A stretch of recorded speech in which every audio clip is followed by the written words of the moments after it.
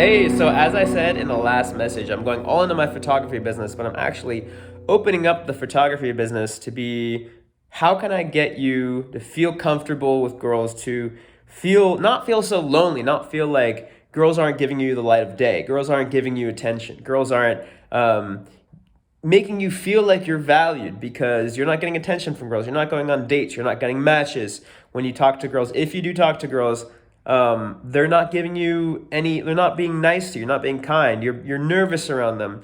You know, these are things that I've dealt with. I've done way too much effort in fixing my dating life. I really like the book the Mark Manson wrote about dating called Models: The Art of Attracting Women Through Honesty, and I really identify with something he said in the beginning, where he said he spent way too much time and effort trying to get girls that is just like a lot. So I've spent probably about the same effort as he did at the time he wrote that book, and I have about as much, if not more, experience than he did at the time he wrote that book. And I'm gonna share it.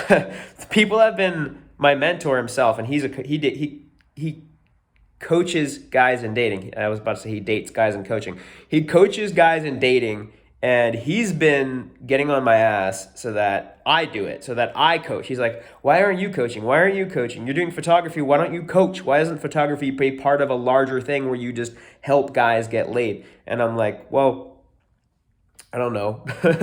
And I just wasn't doing it. And I was nervous. I didn't feel like I could. But most people, when they start coaching, they don't feel like they can. Topic for this particular video. This will be a topic I'll reiterate a few times, but I'll get it out of my mouth once for right now, and then I'll probably reiterate and go deeper. But there's this idea that I've heard said several ways, and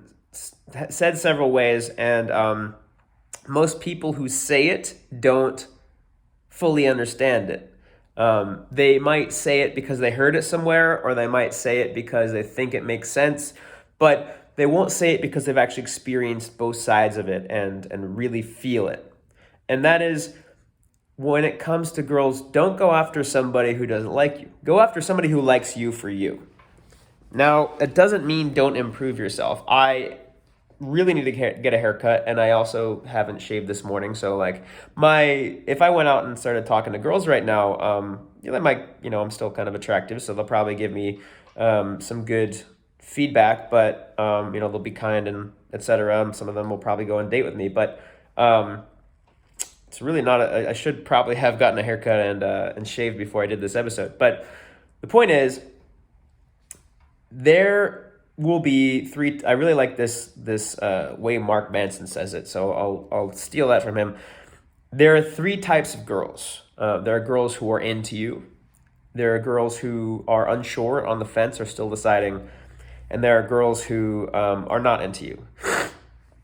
A lot of advice out there, especially pickup stuff, a lot of advice out there is geared towards how do I convert a girl who's not into me into a girl who's into me? Or how do I make a girl on the fence like me? Now, you can spend effort on girls who are on the fence and get them to like you. That's possible. I would say it's a waste of time. That's your own personal decision, just because it's more effort than is needed. Like it makes a lot more sense effort-wise and enjoyably, and it will give you a more enjoyable sex and dating life if you spend effort trying to find the girls who are already into you.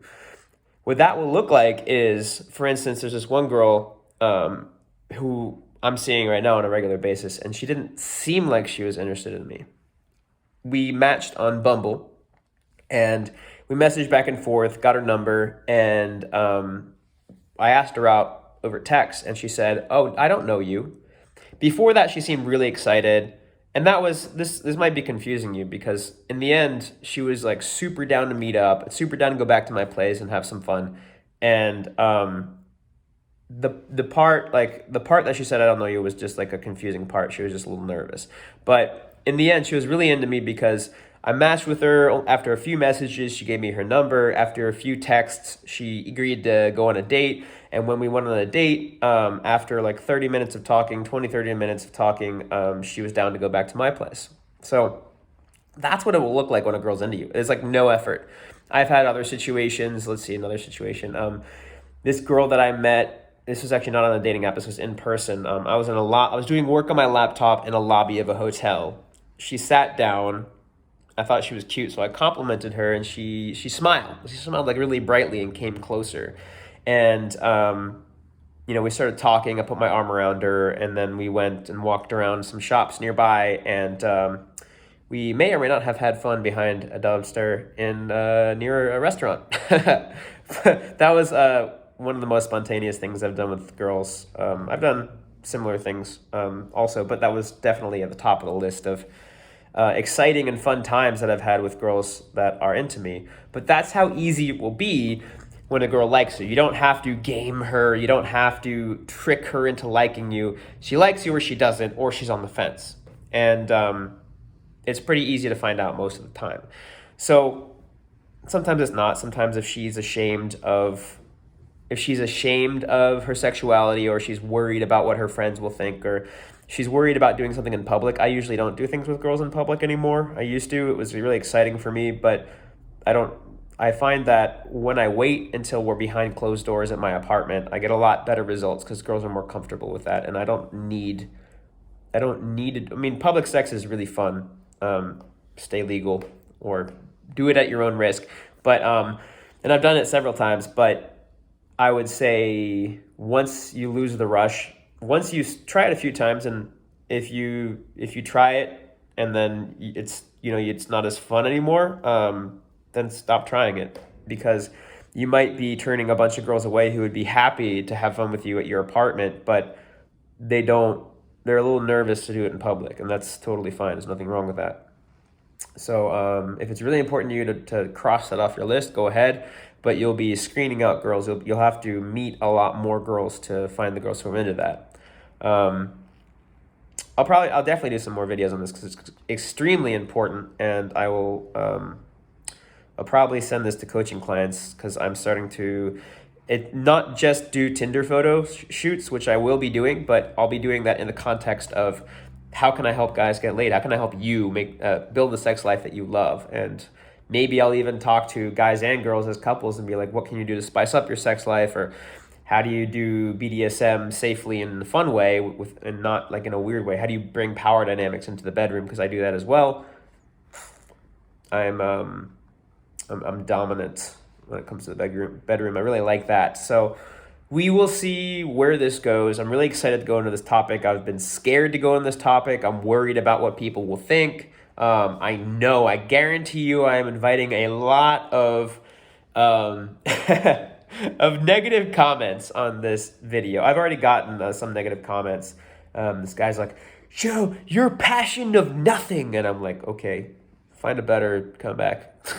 It's kind of pathetic, but talking about sex life and saying that I know what I'm talking about is going to invite a lot of comments that, but I just want to help you guys. I really do. I know that when I was in my early 20s and my mid 20s, I was